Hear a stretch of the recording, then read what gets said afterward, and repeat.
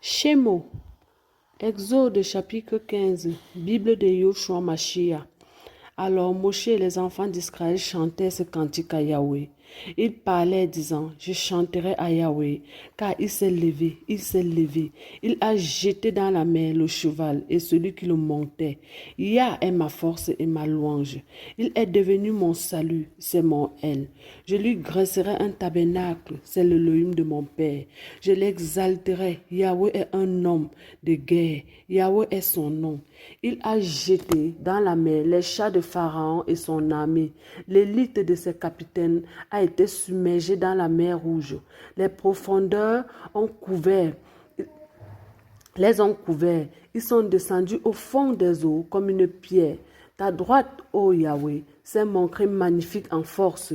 Ta droite, ô Yahweh, a brisé l'ennemi. Tu as ruiné par ta grandeur, par la grandeur de ta majesté, ceux qui se levaient contre toi. Tu as lâché ta colère et elle les a consumés comme du chaume. Par le souffle de tes narines, les eaux se sont amoncelées. Les eaux courantes se sont arrêtées comme une dingue. Les abîmes se sont figés au cœur de la mer. L'ennemi disait, je poursuivrai, j'atteindrai, je partagerai le butin. Mon âme en serait pleine. Je tirerai mon épée, ma main les décrirait. Tu as soufflé de ton vent. La mer les a couverts. Ils se sont enfoncés comme du plomb au profond des eaux.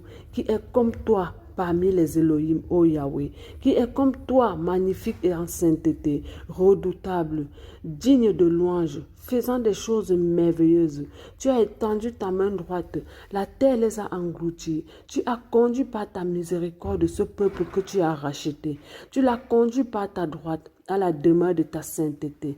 Les peuples l'ont entendu et ils ont tremblé. La douleur a saisi les habitants du pays des Philistins. Alors les princes des dômes se sont troublés et le crablement saisira les puissants de Moab. Tous les habitants de Canaan se fondront. La terreur et la crainte tomberont sur eux. Ils deviendront muets comme une pierre par la grandeur de ton bras, jusqu'à ce que ton peuple soit passé.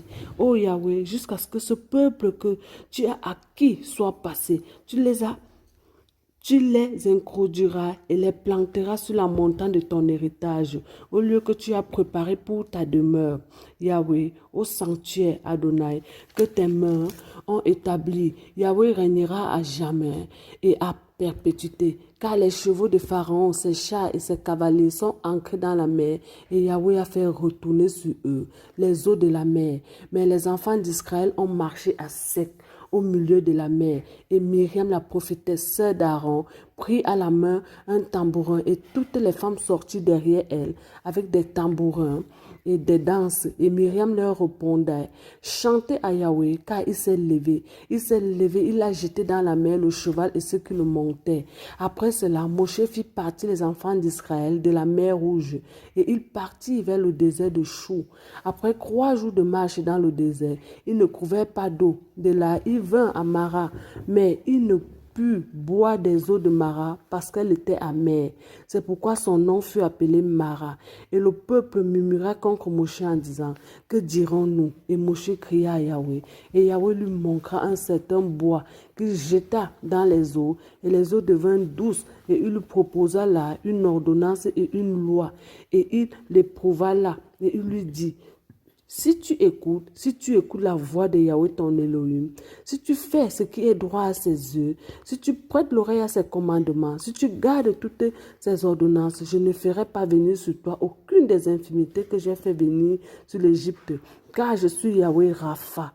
Puis il vint à Élim, où il avait 12 fontaines d'eau et 70 palmiers, et il campait là